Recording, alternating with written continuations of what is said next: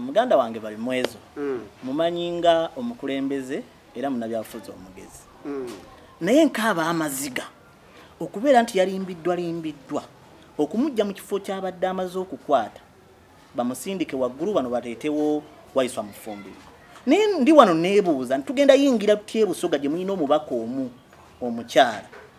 nga mujjeeyo omwogezi w'ekibiina gye yali baddadda n'aleeta constituency ali naye mumuleete wano we twafuna edda kale bali mwezo bwe wali badde oga nti oyagala omuseeseetule wali badde oteekawo omwana ava wano naye ekyo kikolebwa kugezaako kubaako be bajja mu bukulembeze baleeta abaana abaabwe be bakkiririzaamu okuva gye baava bajje bali ebitundu byaffe ebya Buganda kansembeyo ne kano lindamu katono saasabye eggwe tuyina Buganda Parliamentary Caucus Buganda Parliamentary Caucus muganda wange Waiswa Mufumbiro ne Rubongo bayinza teesaamu ki Busoga Parliamentary Caucus nze bengenda ngo mbaka wa parliament wa Busoga nsobola okumanya ebikajjo bebagola kola isi ono yalizeeyo Busoga mu Busoga Parliamentary Caucus yali badde n'ebirowoozo ebirungi ne kyali badde tuze mu parliament eyawamu yali badde alwana n'amaanyi mangi ku nsonga za Busoga oba muganda wange Secretary General Nupu yali badde alwanirira nnyo abanyankole nankole okusinga wano mu Buganda n'olulimi tonna badde utegeera mbu ogenda alwanirira abantu baawo Chana kunyo nti muganda wangu ono ali mukusiga bukyaya obusi bukyaya amazima lwaki omuganda buli walivayo kwogera ku nsonga ya Buganda mugamba asiga bukyaya oba ayogera alwasasula mawanga angambeyo omuntu omu ye gyava nga muganda yakulembera gendayo obadde bintu si byakuleekaana osoka n'oninda ne malayo point yange nomala no respond okay point jiwe isokera ddala wambuziza wano osose nyong'ambe ebya Ruhindi we yali enaka wa East Ruhindi muntu wa Western Uganda munyankole tekwali kola ki kusosola okumanya bana Baganda bafe abeFDC nakuzinowa balinga kati enkola yaabwe iringa kati ya NRM nebaitaka baziguruka kutegeera kati olwokuwa Waiswa ze bagamba lwaki taddayo ki taddayo Busoga zengo wa ndindagadde okulaga nti nze negendeza nnyo submission za honorable Twahono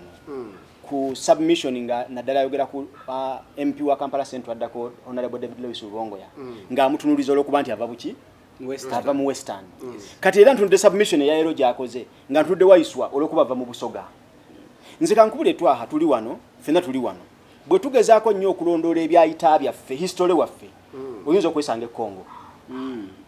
oba kitegeera oyinza okusanga jajjaawo olwa migration ze twasomako nga tufubutuka waki kati mu chonti politics of tribalism tamale emirundi omugenzi gwe yakitanga politics oba basindisi ba Wilbaro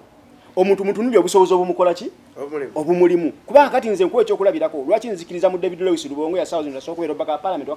olwa Kampala Central David Lewis Rubongo is among the best secretary generals abataberanko mu ggwanga lino bo mutunulia mu nsamba ye yomupiira oyokubera secretary general is the best performer by the natunuide nga atadde ekifaananyi nga yakubisiza ekifaananyi ne mukyala we nga ayiri buto nenebuza obudde abujjawo kakati wabeera musambi yasamba wano gosanga mu makomera gosanga mu balwadde gosanga eno gosanga eri nga yesaba tesitesi w'ekibiina kya National Unity Platform mukyo kitengezawo okugamba nti tutunulire busobozi bwa muntu totunulya tribe kati mugana ange Twahono yatunya nnyo tribe y'abantu ngagenda watwa bwagende mbalala abakosezza ki ekibiina tayina kyabakosezza kibiina neffe tulaba wano wasobola okusamba kuba neriwayo candidate ono muganda ono muganda ange bwayogedde ku batuwa ye MP aliyo wa constituency y'Ejjinja Waiswa gye yakola ki gye yesimba batuwa ye yakuba Waiswa kati batuwa mu goodwill yakize nagana nange ku lubunjirwe gwanga negeta ku National Unity Platform era mu unveiling zigenda okubeerawo very soon gwe nakola nga batuwa bamulese mu National Unity Platform officially bamwanjule so officially tanaba kuba nenga agenda yes era ogobe obanga obaddogoberera enteekateeka z'emikolo z'ekibiina gibeera ku kitebe batuwa y'omu ku president gwe yayambaza enkofiira eno ya Red Beret ogerera mutulaba nti Western Uganda is one of the rapidly growing supporters of NUP zinja kubulira the whole country era sawa zino drone ziri mu Western Uganda tomanyi zisinga nezawa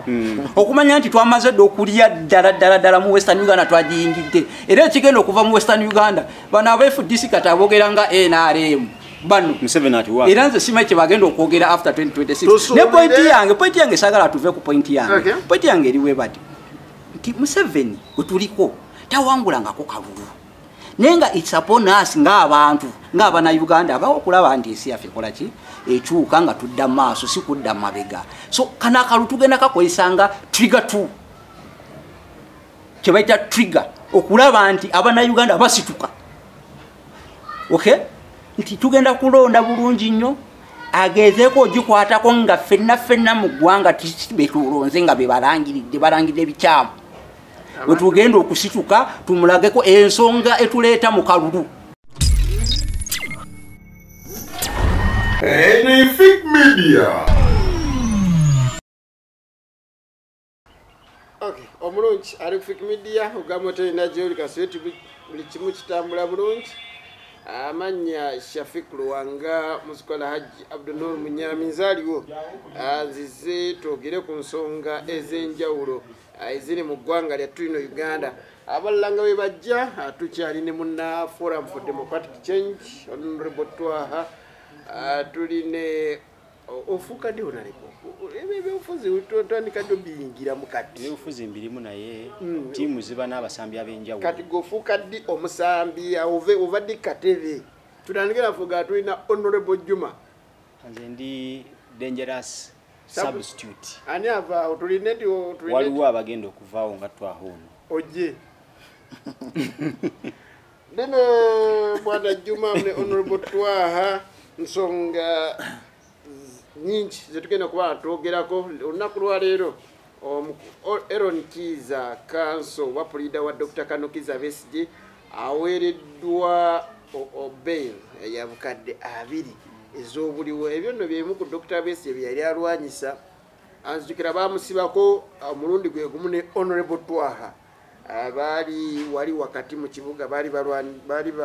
beekalakasa olw'ebbeeyi y'ebintu eyali ekanami ne bamuteeka ku bail ya milioni 3 gye yawakanya paka ebagisala kupaka ku milioni 3 naye Aaron Kiza bamusabye obukadde 2 ono nno omusango okumusiba gwatandikira ku court martial ne bamukanyuga mu mbuzi ekogga amala emyezi gyali 8 myezi 9 nendowooza court martial we bagijjaawo buli kimu kigenda kiterera Dr. Kano Kiza Besigye ne Alhaji Obeid basobodde okubanga balabikako olunaku lwaerera mu kooti y'Nakawa noze tebitambudde bulungi bail tagifunye katusabe omulundi oguddako ate bail asobole okubanga agifuna umeme yasobodde okubanga yatusiibudde ku lunaku oluzibu ennyo abantu bambuza lwaki umeme yagenze ku lunaku lwa 1st April kitegeeza ne mu kujja kwayo teyajja bulungi Jeno Museveni y'omu ku beemulugunya kujja kwa umeme eno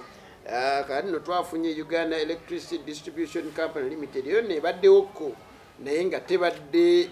yatonzi nga kati bwefuuse tugenda kuba ntwogera ku bintu bingi nnyo naddala ebikikwatako tugenda kuteeka essiro olunaku lwa leero ku ebimu ku bigambo bye tuzze tuwulira naddala ku mikutu egy'enjawulo nga gyogerwa abakulembeze ab'ebibiina by'enjawulo nga mu byo nga mulimu n'okukakasa nga ebibiina by'opposition bigenda okwesimba ku Jeno Museveni mu kalulu ka 2026 wadde nga mu kusooka baavayo ne bagamba nti singa tuwabaawo kikyuse tetugenda kwesimbawo ne bavaayo ne Honorable omu okuva e Nakaseke n'agamba omuntu aneesimba ku Jeno Museveni ajja kubeera yagamba recognized full of the century bwatu ndowooza bwe yakyogera yali Honorable Lutamaguzi naye kati naye yabivaako ebyo awo enjagala twogere ku nsonga ezo ekirungi abakulu bonna tubalina Honorable Juma nsaba obambulizeeko bismillahi rahmani rahim assalamu alaikum warahmatullahi wabarakatu abatugoberera mwenna abalungi abaami n'abakyala ate bannayuganda ntwala omukisa guno okubebaza okubeera nti mugoberera Fik Media mwebale kubeera nga mutugoberera bannyabo ne bassebo ndi mwennyamivu mu ngeri emu oba endala olw'ebigenda maaso mu ggwanga lyaffe erya Uganda naye manyi mu kaseera katono nnyo kigenda kubeera nga kiterera sebo nenegatta ne ku bannayuganda abayongera okubanga tulaba omukulembeze waffe His Excellency Kyagulanyi Ssentamu Robert we yali ku program ya NBS sebo president yayogera bulungi bannayuganda twategeera era sijja kusuukawo nnyo era nyongera okubajjukiza nti akayimba kafa ka National Unity Platform kakyukamuko kati nga kagamba kati nti olutalo nga luwedde tuliyambale engule tulizimba Uganda empya tulivimbira mu Uganda ensalo zigenda baziyita naye ono temumufaako ye Museveni at work naye mwebale kubeera nga mutugoberera mwebale kugoberera president mwebale kwagala kibiina kya National Unity Platform eggwanga lyaffe ligenda kukyuka mu kabanga akatali kanene nnyo ssebo neyanza nnyo neyanza Honorable Twaha nsaba obuze ku bannayuganda ate obakunge bagende misinde gy'abeera ja Ssaabasajja Kabaka olunaku tulina lumu lwokka bannyabo ne bassebo abatulaba n'abatuwuliriza Fik Media mbalamusizaako buli omu mu kiti kye nze Ssaalongo Sendi owa Twaha meya wa Nansana Division addako mu 2026 231 ku tikiti ya FDC ng'Omukama Katonda ye mubeezi waffe munzikirize mpite wano nsanyukireko abo bonna abafunye ebirungi eby'engeri zonna era munzikirize mpite wano nakuwalireko abo abafunye okusoomoozebwa okw'engeri zonna bannayuganda okusingira ddala abantu b'omu Buganda mbakubiriza olunaku lw'Essande buli omu vewaka naddala okusingira ddala abafunye emijoozi emipya egy'omwaka guno 2025 twenyigire mu kulwanyisa obulwadde bwa mukenenya ng'abasajja ffe basaale era mpita wano okwagaliza omuteregga emyaka 7 egy'obuto egy'emirembe n'obuweereza obulungi webali kutulambika webali kulamula Buganda neyanziza njagala tutandikirewo Honorable Juma njagala tutandike ku kalulu ka 2026 tugenda wunzikira ku njawulo ya umeme ne Uganda Electricity Distribution Company Limited akalulu ka 2026 mukulembezeewo Honorable Kyagulanyi yavaayo ng'akalulu kakaggwa n'akkiriziganya ne Dr. Kanokiza Besigye nti okwesimba ku General Museveni nga tewali kikyuse nga yakyali liifuri nga yalonda liifuri na buli kimu kiba tekijja kukola era kivola abamu bakulembeze bonna baavayo n'agamba nti tewali kuddamu kwesimbawo okujja nga waliwo ebikyuse naye ku luno ndabanga ebigambo ebikyuseemu amuganda ngifiki neyanziza n'abatugoberera His Excellency Kyagulanyi Ssentamu Robert wiiki eno gye tuli mu kkuba emabega yabaddewo ku mukutu gwa television y'emu mu ggwanga lino ya NBS yabadde moderator wa programu eyo mpozi yani Kungu Adam Kungu izo zimu ku nsonga ziyamubuuzizaako president n'aziddamu bulungi naye naye ngenda kwongereza mu bigambo bya president byakoze eki byayogedde bwe tuzze mu kalulu ka 2021 bwe twakaliimu 2021 ebintu tebyatambula bulungi wasigala waliwo ensonga zennyini era abantu zebaze bakomplaininga ezibaddewo muzimu ku nsonga ezibaddewo zibadde nti General Museveni ya appointinga chairman w'electoral commission ate nga naye mwennyini General Museveni agenda kwegatta mu kalulu kanyini kakoze eki appointingdemu liifali agenda okutufuuwa naye His Excellency bamubuuziza ekibuuzo ekyo Kungu zizimu ku bizadde nga moderatinga issues zizimu ku ziyakoze eki ku ziyaleese era nja kwewula ku bigambo bya president wange omulungi His Excellency Kyagulanyi Ssentamu bye yagambye president yatugambye era yagambye nti tugenda kubeera mu kalulu ka 2026 nga liifa litakoze eki takyusiddwa oba okitegeera ng'amagye genyigira mu byokulonda kubanga teri tteeka likkiriza amagye kuyingira mu ki mu byakulonda so embeera egenda sigala nga weeri naye president yayogedde ku kintu kyakalulu ako yayogedde n'agamba nti yayogedde ku kya protest vote yageraageranyiriza ku mukulembeze yali mu nsi eno eziti Gabon bagambia oba Ghana Gambia Yahya Jammeh nga Yahya Jammeh engeri gy'abadde afugamu ensi ye yengeri ne General Museveni gyakolamu ebintu waneeno naye abavubuka bamwekobaanira mu operation eya protest vote mu nsi ye era yamaliza akalu kamukoze eki kamututte bwe tugenda mu protest vote gye twabaddemu nga litmus paper eyabadde mu Kawempe North by election ya Nalukola nti akalulu ako it was bana basoma chemistry tuina kye tuyita litmus paper otaninga blue litmus paper red then the litmus paper turned red twade tusampolinga protest vote ne tukuma akalulu from day one ne balete mamba ne baleta sente zaabwe zonna ne baleta buli kimu intimidation zonna zabadde kawempe zabadde mu twade tusampolinga akaluka nabeera katya kanolo kya abantu abatugoberera tugenda mu kaluka protest era mbakungana nese kukunga yenna mwenna abaliyo ba candidates okuva ku LC1 okuva ku ba councillors ba chairman ba division ba MPs ba chairman ba districts bani bonna buli muntu alina okuzimba abantu abagenda omukumira akalulu nolwekyo wano tugenda mu protest because General Museveni taina kyagenda kukyusaamu because yabereri yasuna endongo yakola buli kimu nekigenda mu maaso nga wakola ki nga wayagala yalonda akatyoka ebyokulonda yalonda amuddirira yalonda omwogezi yalonda abadumizi bamajja bagenda okubeera mu kalulu kano buli kimu kyonna yakikola ki yakikola kanolo kye tugenda mukana akalu tugenda ku protestinga tugenda muntu alira mu game jasinga okwetaaga mwana musobola tugenda musobola twamumaze dda so emabegako mubadde byonna temubikola kintu kibaddewo this is the first of its kind tugenda mu protest vote the first of its kind mu ggwanga lino erya Uganda. Okay, neyanzege onobotwa anjiseo protest vote egenda kujjako goyita nakyemalira ngani agikulembedde opposition Honorable Kyagulanyi kati yaliko okwogera kyanjawulo n'okusama nkola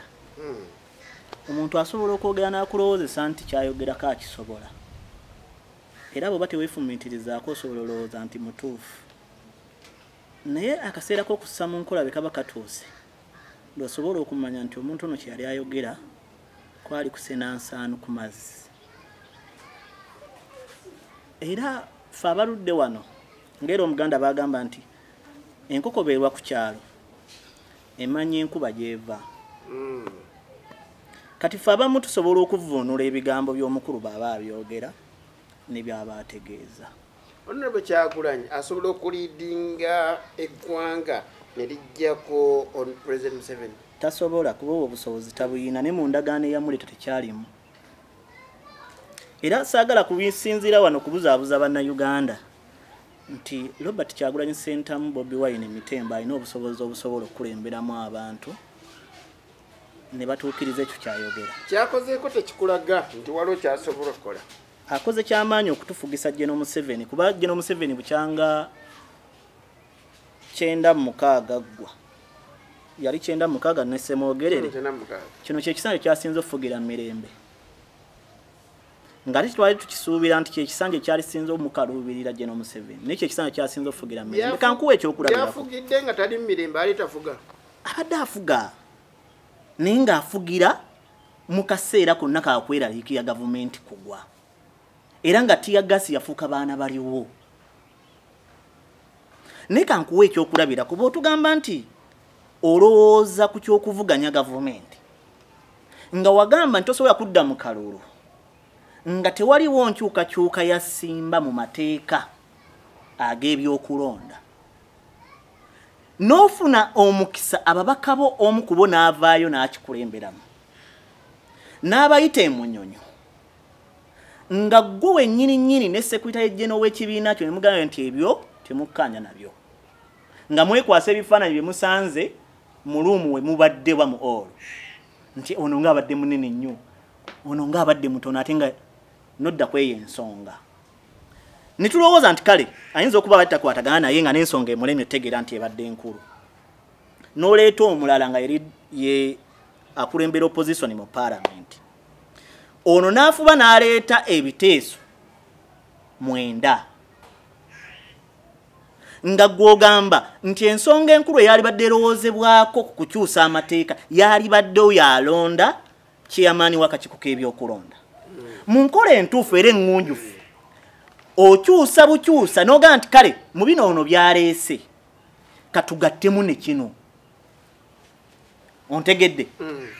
mugana amateeka gamalungi naye kino kyankizo n'okiyongeramu kyekiyisa parliament etuule kubaganya ebirowoozo mu byendeese tugattemu oba tutoolemu naye gwe noddamu kubuzaabuza bantu oba okolera ani toyinza kungamba nti oyagala General Museveni aveeko ng'ogenda kubuvuganya nga gwe nyini watugamba nti baabanga yakyalonda kyamani wakachikuka ebikono ekyo nsi yonna ekiraba nti kikyamu kuba nebenkeere nkyanga nze nyina gwe nnonze nga yalangirira ku district era jalangirira nze nga yalangirira ggwanga jalangirira nze kuba nze mba mulonze nze mba muwadde omuki omulimu naye ofunye omukisa ogusobola okyusa ekyo lwaki tokikyusa abantu omukisa yagufuna ati obudde buno bwe wabeerawo enkyukakyuka y'okukyusa ssemateeka ye kale kankubuuze NUP n'abaka 57 olwaleero yabadde yafuka ya 56 oluvannyuma lwa Muhammad Sejjirinya Mungu okumujjulula Mungu amumuze emirembe naye olwadde buno erina 57 naye nga yadde kale waliwo abatakkanya nayo naye bonna tubabale nti babaka baki ebulwamu yadde omuntu omu eyayita P7 n'ayita S4 n'ayita S6 n'agenda mu parliament ng'asobola okuleeta ekiteeso ekikyenga ye ng'omuntu mu babaka 57 n'obulamu omubaka asobola okuleeta ekiteeso ku floor ya parliament ekikyusa ennonda y'akalulu n'ennonda gye balondamu kyamani wakachikuka ebyokulonda. Okay, kati kyenjagala kikino oli wa FDC ani goolaba asobola okujja kuki n'akyusa obukulembeze buli munnayuganda ng'alina ebbaluwa ye6 asobola senga tuli kubaliwo kati for example goyina owuwo sajja okuva Embale Nasali Nandala Mafaabi mukkiririzaamu manyi bulungi nti asobola nsobola okuwa ebyokulabirako kati njagala ofronting oyo nsobola okuwa ebyokulabirako lwaki nze ndowooza nti Nasali Nandala Mafaabi wankizo Nasali Nandala Mafaabi abadde mu parliament amanyi obuzibu bwa parliament nebyesobola okukola abaddeko leader of opposition nga buli nsonga eruma abantu abali ku opposition emutuukirako butereevu era n'agigonjoola bova kweyo ensonga abadde secretary general w'ekibiina ekibadde kisinga amaanyi ku opposition mu ggwanga okumala ebbanga era n'akiraninga bulungi y'omu ku bakulembera ekitongole ewaabwe ebugiso eky'ebyemmwanyi kati omuntu ali mu kategule eyo ng'abantu bonna abali mu kitongole ekyo bakulaakulanye bw'otuuka Embale abantu abamanyi Embale ekibuga ky'Embale kikyuse lwa mukulembeze ategeera abantu kati senga tumwazika obuyinza lindamu senga bannayuganda tumwazika obuyinza oba obukulembeze bw'okuddukanya eggwanga aba asobola okuliraninga bulungi kati lwaki tanafuna abantu kumukkiriza era gwe tusuubira nti mu 2026 bannayuganda bagenda mwesiga ajja akwata obuyinza ne buno obudde nga tebannamwesiga nanti abadde tannaba kuvaayo era ffe abalina essuubi ly'okwagala ensi eteredde ensi ennungi tumuleeta tumukwasa ekisumuluzo asumulule ebyo byonna ebiganye Uganda eyakaayakana naye era nzikiriza nsembeyo ne kano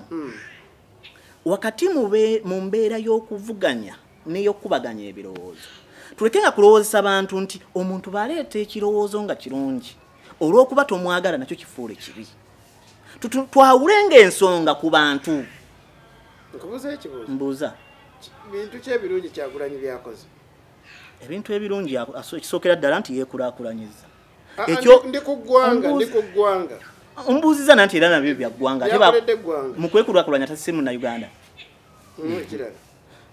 ekirala asobodde okuwa banywanyi be n'emikwano gye n'abafamire ye emirimu kati jawo kiri kyosoosa okugamba nti omuntu aba alina ekirungi kyakoze ekyo kirungi bawadde si bannayuganda mikwano gye si bannayuganda be bagula emmotoka amafuta ge bagula siga bannayuganda oba omusolo gwe bawasigwa tegugasa Uganda omukulu yevujje nsaba obambulizeeko balamusiza mwenna abali ku channel yaffe ennungi erinnya nze Ayas Paul Vujje okuva e Mutungo sebo njagala kusaasira Abannayuganda abafunye ebizibu mweno wiiki ova Mutungo side ki nva Mutungo Kitintale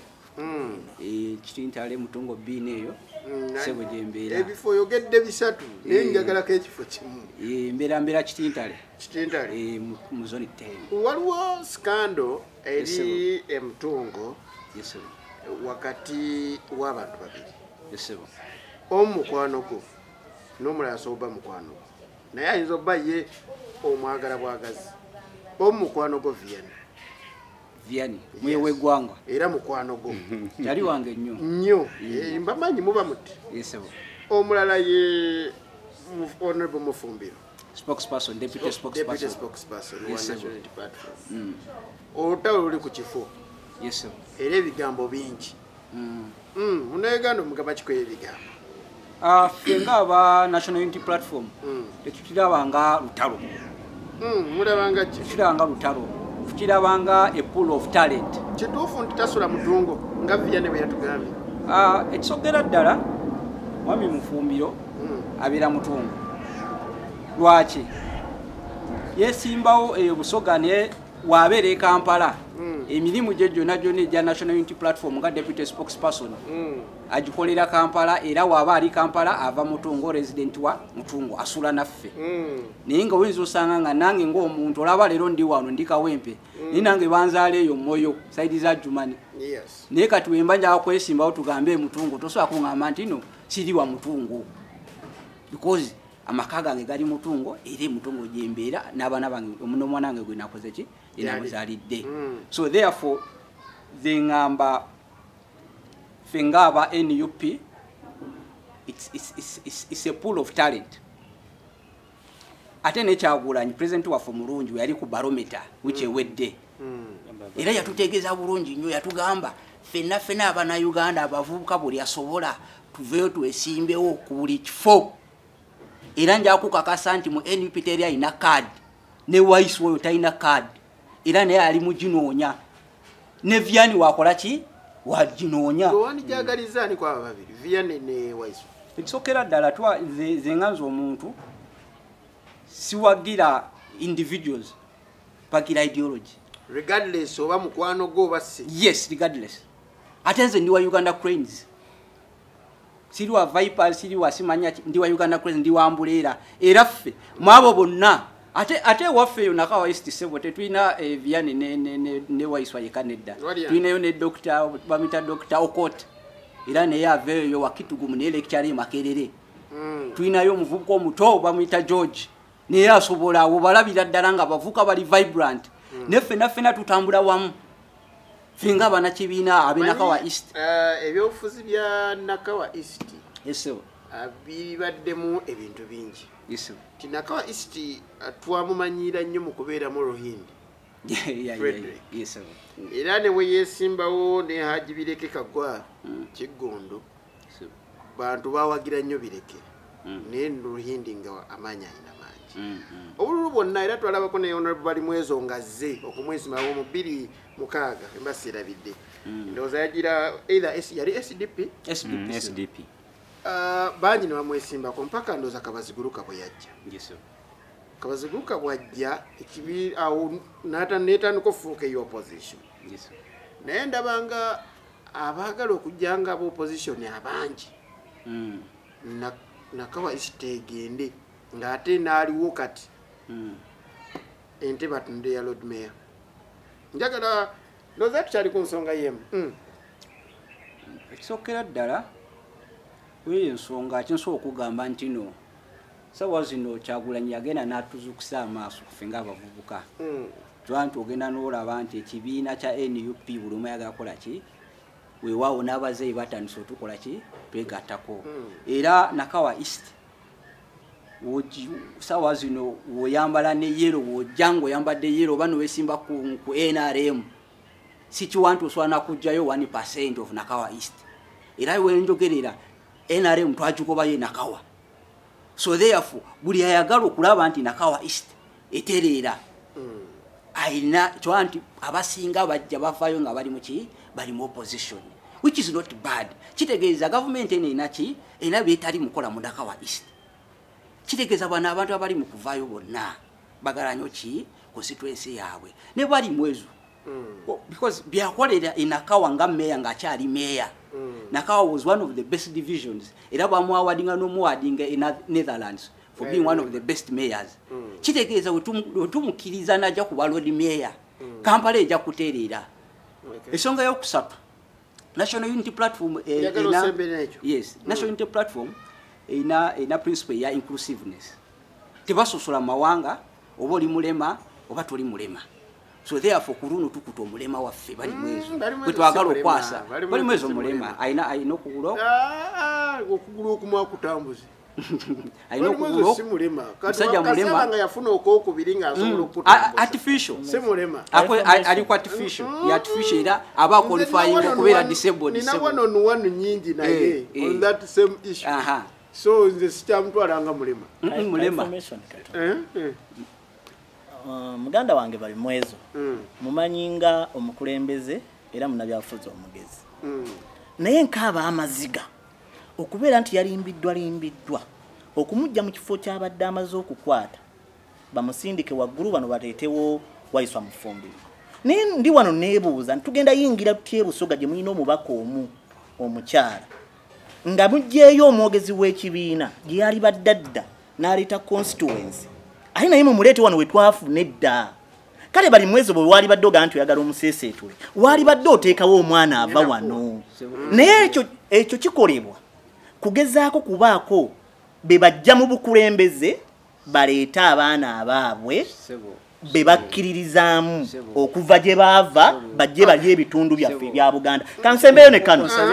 lindamu katono saasabye eggwe tuyina Buganda Parliamentary Caucus Buganda Parliamentary Caucus muganda wange Waiswa Mufumbiro ne Lubongo bayinza teesaamu ki Busoga Parliamentary Caucus nze bengenda ngo mbaka wa parliament wa Busoga nsobola okumanya ebikajjo bebabagora kola isi ono yalizeeyo Busoga mu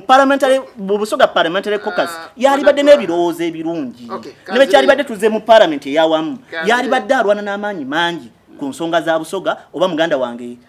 Secretary General wa NUP yali badde alwanirira nnyo abanyankole nankole okusinga wano mu Buganda n'olulimi tonna badde utegeera mbu ogenda lwanirira abantu baawo kyanaku nnyo nti muganda wange ono ali mu kusiga bukyayi obusi bukyayi amazima lwaki omuganda buli walivayo okwogera ku nsonga ya Buganda mugamba asiga bukyayi oba ayogera awo lwasasula mu mawanga aŋŋambeyo omuntu omu ye gy'ava nga muganda yakulemberayo obadde bintu si byakuleekaana osoka n'oninda nemalayo pointi yange nomala noresponse esookera ddala wambuziza wano osose n'oŋŋamba ebya Ruhindi we yali enaka wa East Ruhindi muntu wa Western Uganda munyankole tekwali kola ki kusosola okumanya bwana Abaganda baffe abeFDC naku zino balinga kati enkola yaabwe eringa kati ya NRM okitegeera kati olwokuba Waiswa azze bagamba lwaki taddayo ki taddayo Busoga zenga wa mpola bayogedde mpa omukisa bantu kati ngazo ffe aba NUP esokera ddala Waiswa nga deputy spokesperson ayina emirimu mingi zakola wano ku kitebe sawa zino waabanga aveeri tugambe nti ayiseemu ng'ali mubaka mu parliament twagenda ne tulaba nti ajja kuba tagera representinga nnyo abantu bebusoga because ekitebe ekinene kiriwa kiwano mu Kampala whereby ayina kubeera omanyi secretary general FDC ava mbali kankwe point yange n'oluzeri bwamulabako era asiba wano asiba mu state house wano ng'anoonya buddiiro asiba mu state house owaabwe naye katuveeyo awo okumanya nti tulina emirimu mingi tulowooza nti ffe Waiswa kajja tukwatire wano ebendera enakawa East abeere ng'ali kumpi n'ekitebe ng'ali kumpi ne parliament so that fenga party tuleme mu luzinga ne constituency ereme kola ki mu luzinga ensonga ey'okubiri mukimanyi bulungi nnyo Waiswa gy'ava eyali owa NRM MP yasala ddana jaki natwegattako ng'alaba omulamwa gw'okununula ki mu kifo ekyo kyennyini era ekifo addako wa NUP wadde yali mu NRM yasala n'adda mu NUP era yagenda okukola ki yagenda okudda mu kifo FDC Dr. Batuwa yes owa FDC yes Dr. Batuwa yes so yasala yava ne wano ewabano n'adda mu NUP ensonga lwaki era kitegeeza Busoga eyo wali seefunyira wanyevu nye muyinayo mubaka omu Auntie, when you have, but right now, I never mukuba. Never mukuba.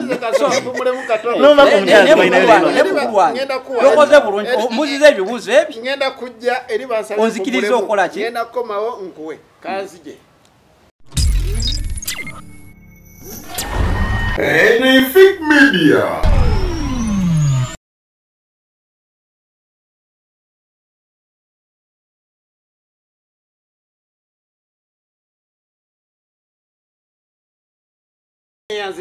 neyanzige tukyali ku nsonga za bukulembeze n'akalulu ka 2026 muzikirize abantu b'e Busia municipality ate muna National Unity Platform Honorable Mabach Oma Barasa Living ajja tusaba mulabirenga ddala yomu kubateeka mu ssente mu programu ende asike kobunkenga okulaba nga ebatuukako nnyo ddala so abantu b'e Busia Honorable Mabach mumulabiranga ddala Honorable abamujjukira yatabukira Honorable Twaha wano amubuuza ani batta era bagambye nti panelist munnaffe yes njagala owunzike ku nsonga gye tubaddeko okyali ku nsonga y'amawanga yeah so therefore ffe ng'abanakawa East njategeeza eggwanga nti ffe nakawa tetulina buzibu bwonna era enakawa East twakiriza buli omu yeesimbewo era tumanyi bulungi nnyo nti NUP as a party tulina a transparent format ey'okulondamu abakulembeze emuli okujja ku ground ne bainterviewinga ne babuuza abalonzi ani gwe baagala because baagala abakulembeze abagenda okiikirira abalonzi si bakulembeze abagenda okukola ebyabwe bano abajja ne bagulira ku ground. So therefore nakawa njakwebaza buli yavuddeyo okwesimbawo bakoze bulungi nnyo kitegeeza abana Uganda kati bali politically aware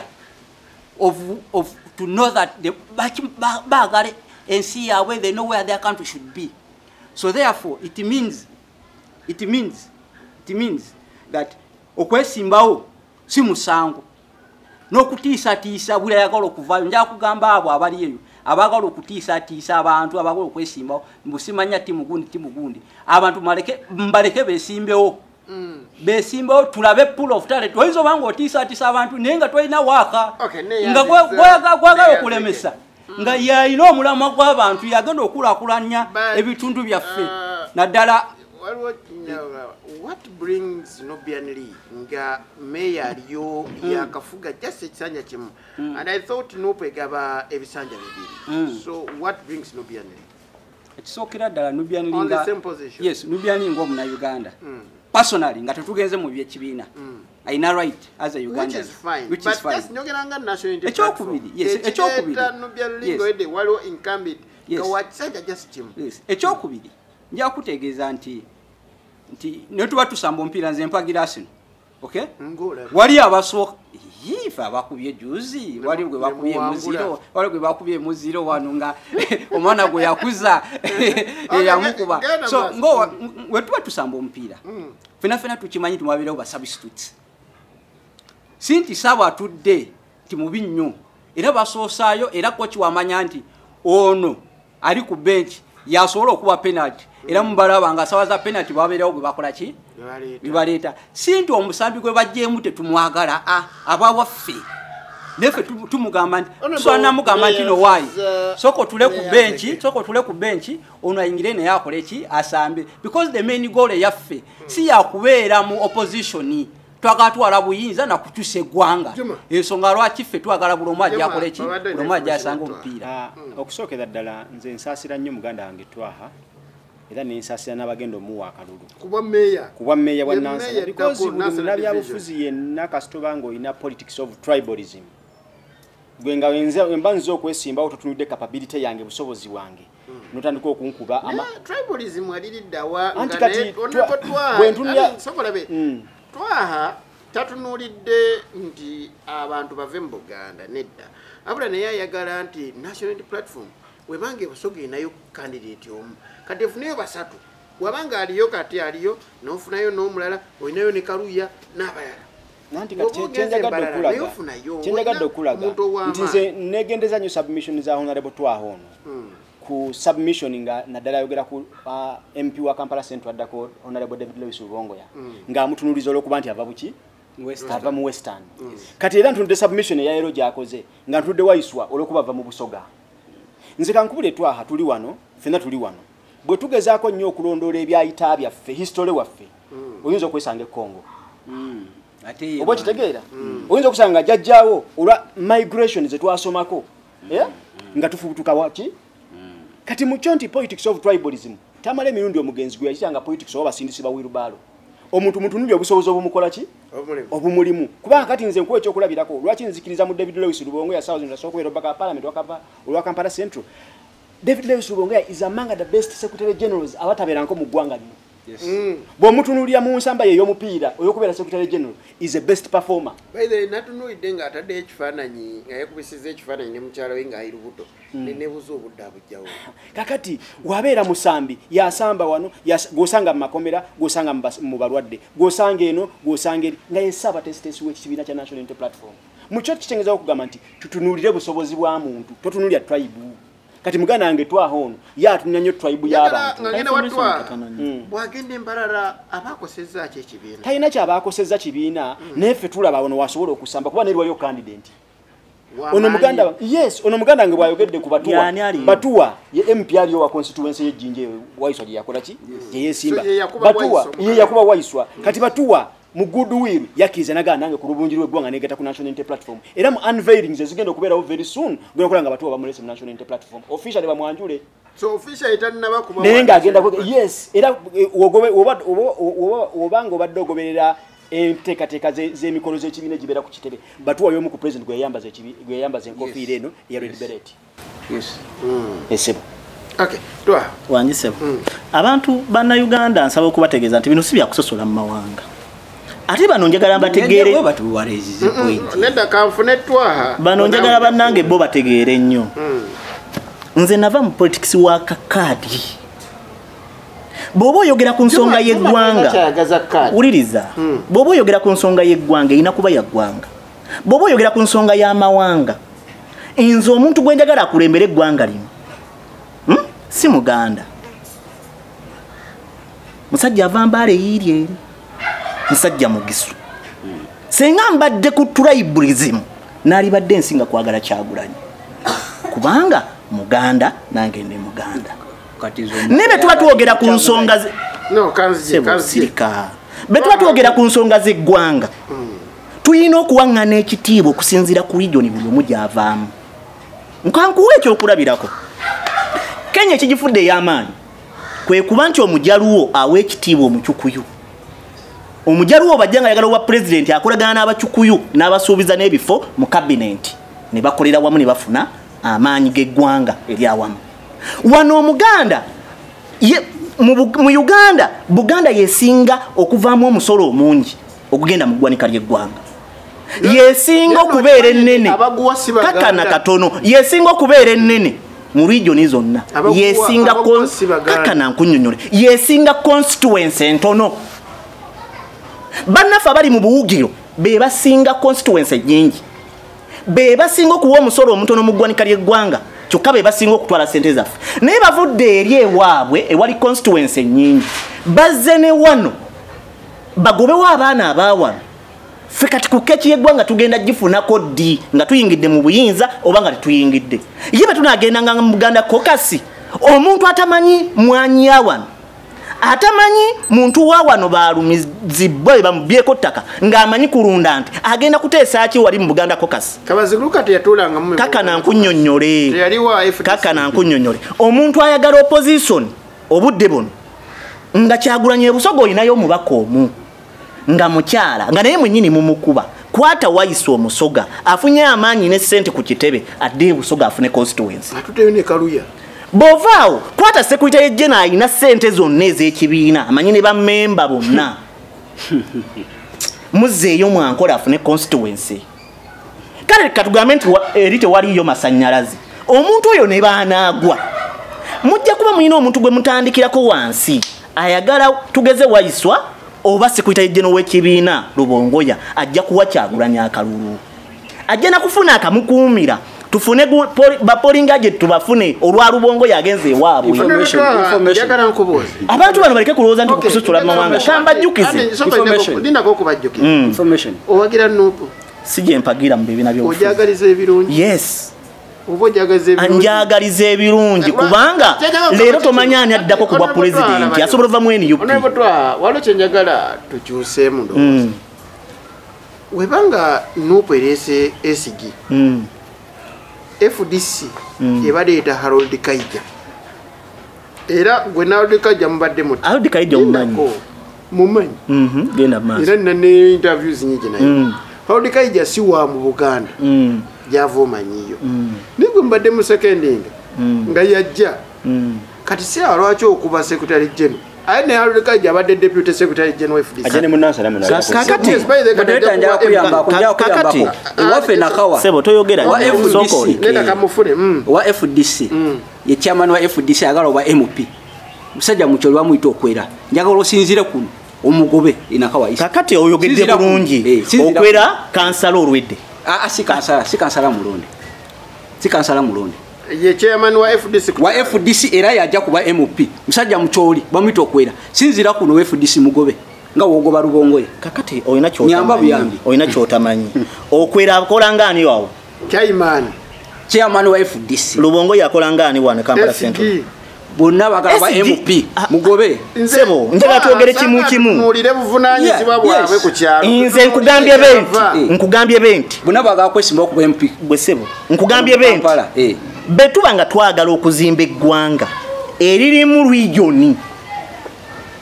toyina boyinza kuŋŋamba nti Rubongoye alina kyagenda oteesa mu Buganda kokasi okusinga mwankole kokasi waleeta Harold Kaija agenda kuteesa Harold Kaija yasimbawo mu Kampala Central emirundi ng'ebiri katumubala ebiri kubwa MP Kampala Central Harold Kaija omanyi we bamuzaala Harold Kaija akulidde wano ng'ova ku musanvu munaana okyenge kakana abiri agawa amanyi Oluganda omuntu amaze emyaka 2 asobola okuba nga tamanyi Luganda nga wano waliwo n'amaze emyaka 5 ng'amanyi bulungi Oluganda olwo lwe Luganda nze kyovola ba muganda wange ono twahamusaasira sijja kulimba ng'abeera wa ku myaka 2 nze embeera nga ndi mulonzi wa mu municipality muno ekyamazima siri mulonzi naye twaha submission zo zokola oyina okuddayo ku ssomero osooka osome politics va ku politics okowa abasivisi ba wilbalo politics kankule fiiki omuntu ng'akuze mu politics oli wa tribe nze ndi muganda osobola okugenda mwankole n'oleetayo constituency oba n'ovuganya kati ono kamubuulire mukyala Besigye kakana mubuulire watuuse nnyina omubuulire kubanga byayogera byabwe tuli mu byabufuzi agambye nina okudda kusomera nsoma ebyobufuzi ono w'NRM nze maze ku opposition ebbanga mumanye ebyobufuzi okusinga mukyala Dr. Besigye wini byanyima kakana mukyala Dr. Besigye wini byanyima mukyala Dr. Besigye wini byanyima agenda okuvuganya ewaabwe mwankole muno mulimu abalonzi abagenda okukakana nze nkubulidde weebereremu siri kunonja era ogenda kugwa nze njogera ku lw'eggwanga lyange eggwanga lyange okitegedde eggwanga lyange nze akafo katono nnyo okusinga eggwanga Enefik Media. Neyanzege tukyali ku bukulembeze njagala kunzika program njagala kunzika nsonga eno tusobole okudda ku nsonga ya umeme ne UEDCL sagala kuvaawo nga tukikonyeeko abantu bebusiya municipality mbajjukiza honorable Mabach Ouma Barasa living temuherabira mu kalulu ka 226 ku ticket ya National Unity Platform tegera ensonga zaabwe kuba Buluma abimanyi amanyi ennaku yaabwe mwana weeka negwe n'ova gy'ovudde n'ofuka nsi yaleeta wadde okyamaiza submission yo nesagala ku campaigning sigenda ku campaigning naye Justin nti lwakuba nti politics owa tribalism si mulungi omuntu mutunulira obusobozi bwe kikyasobola okukola tomutunulira okuba nti vuje aveeri mu Northern Uganda ate omugambe nti gwe tojja kusobola kukola wano oddayo naawe wammwe buli muntu abaako ne gyakola ki ne gye yava kati nze muganda wange twahaganye naliwo NRM that is absolutely is right nalimu NRM nesikyakiriza naki nira babeera wano bagamba sikyakiririza na beach NRM by the way kumenya waliwo NRM nina comment banagiraga godi Hassan yalina ku Facebook yalina ku YouTube era gamba naye ono NRM ono yali waffe naliyo sikigaana naye sikyakiriza mu kiwamba abantu sikyakiriza mu sente eziddibwa mu biwomusolo sikyakirizibwa mu kutemula bannange waliyo nga tebawamba no tebyaliyo bitandise oba gwe wali omu kubawamba okujja kwakyagulanyi fiki okujja kwakyagulanyi njaga okubuuza diri osinza olwolabye abductions mu mbeera mukati n'ebiseera ebiise naye mu 2016 yaliwo lwakuba nti waliwo social media ndowooza tutandika olaba drone ffe enkolera watseka bwe twali tuyita drone ngayagala sipeewa drone twagiyitanga Kigege Besigye so lyali erinnya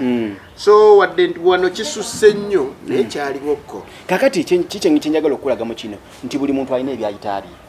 sisobola kubikyusa I was there nesikyasobola kuyimirira kyova olaba Martin Luther King yagamba at the end we remember not the words of our enemies but the silence of our friends era n'omwogezi omulala n'agamba nti it's not matter where you stand where you stood before but where you stand now kati yogera ku bbaluwa yawandiikiddwa ab'ennakawa mu fumbiro kakati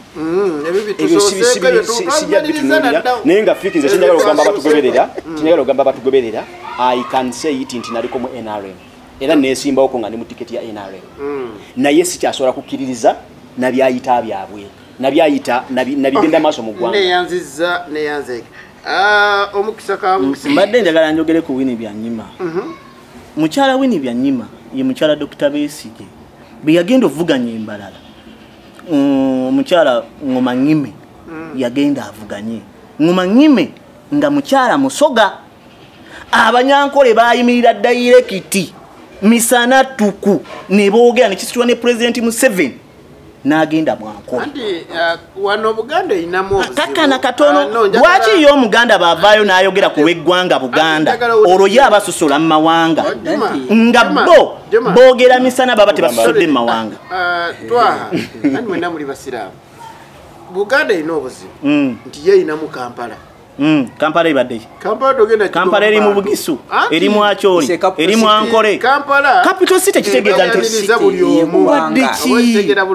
obadde ki kati awo ekyo mu Buganda kireete Masaka nanti kati awo twagalira gwe bobeera mu Nyankole wekitiibwa Obwakabaka bwaffe tobusasulira bukuba naye osasulira Obwakabaka bwaffe babukube busaanyeewo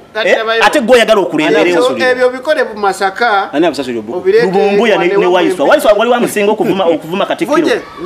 ffe tudire omuntu atayagala Bwakabaka bwaffe ate tumukwase constituency okuva mu Buganda tuba tutegeera wunzika ku nsonga eyo nembeze njagala wunzike nakino nakibuuziza Juma buli omu yakikonyeeko gwe tonnaba ekya President Kyagulanyi owa National Unity Platform okukyusa ebigambo bibi yasooka nti tajja kwesimbawo naye kati n'agamba ki waliwo ekikyuse sookera ddala tukimanyi nti system gye tulimu akutte eggwanga lino tawangulangako kalulu era n'engeri gyakwatamu obuyinza yawamba buwambi yawamba buwambi era tawangulanga nako ekirungi ennyo oyogedde wano ogamba drone tezitandise kati kuviira ddala ku period ya Besigye kanzije njagala nzikiriza nkole pointi yange nja kwerabira akantu kokonye kali nti waliwo ebyalo nga byo tebamanyiyo ne opposition kati nga kazo abo tebalonda anti babalondera anti jadi mukugamba abo tebabalondera kati byalo biri eyo nabo bali muwambe babalondera batuka ku polling station kati nja kubulira kino bali nabo bali bubi bagendeyo bano basobole okuteeka y'amaanyi abantu balonde kazo sawa zio situation ya kazo abantu bayo bagaza kati ina agent wa opposition tewali kabulire kazo wa LC1 kati nja kubuuza ekijja kugamba kino ekazo tebalonda babategerera era nabo bakaaba okera kumacha ku polling station sawemu nga bamaze dokutingira era bagamba naye waka ochega chegamba gobuwambi bwe bade kugamba bwe bade kutegeeza ati mukampinge kazo Masaka muwagaza kimwamu mutwogerera mutula abantu Western Uganda is one of the rapidly growing supporters of NUP zinja kubulira the whole country era sawa zino drone ziri mu Western Uganda tomanyi zisinga nezawa okumanya nti twamaze dokuliya dala mu Western Uganda twajingidde era kigendo kuva mu Western Uganda bana FDC katabogeranga NRM bano Museveni ati wa era nze simache bagenda okwogera after 2026 ne point yange sagala tuve ku point yange point yange eriwe bati nti Museveni utuliko tawangulanga ko kalulu nenga it's upon us ng'abantu ng'abana Uganda abawo kulaba nti esi yafe kola ki ekyuka nga tudda maaso si kudda mabega so kana kalutugenda kakolisanga trigger 2 kyebaita trigger okulaba nti abana Uganda basituka okay nti tugenda kulonda bulungi nnyo agezeeko ogikwatako nga ffenna mu ggwanga betulonze nga balangidde ebikyamu bwe tugenda okusituka tumulageko ensonga etuleeta mu kalulu tewali kirala era nze ffe tetuli nga bano abaagala oba balwanira okubeera mu leading opposition party olutalo lwe balina ono bano abefudisi engeri gye boogeramu balwanira okubeera ffe tulwana okulaba nti tukyusa eggwanga lino nga tuyita mu buyinza twagala kubeera leading party